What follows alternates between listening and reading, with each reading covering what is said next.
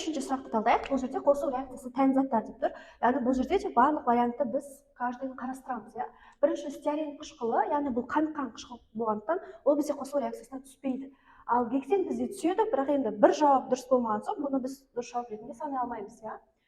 Енді В вариантында бензол аллейн қышқылы тұр. Енді бензолды қарайық, бензолда бізде С6H6, ол яғни сутек газымен қосылып, бізде не түзе алады? Циклогексан түзе алады, иә. Яғни бұл бізде қосылу реакциясына түседі. Енді аллейн қышқылын жазайық. Бізде аллейн қышқылы бізде С17H31 COH, иә. Егер оған сутек қосатын болсақ, бізде С17H35 COH деп, яғни стеарин қышқылын түседі. Сондықтан бұл бізде дұрыс жауапқа сәйкес келеді. Ал мына жерде циклогексан бізде қосылу реакциясына түспейді, пальмитин қышқылы да қосылу реакциясына түспейді. Ал Д вариантында бізде ацетилен түседі, но метан түспейді. Сондықтан бұл жерде дұрыс жауапқа сәйкес келмейді.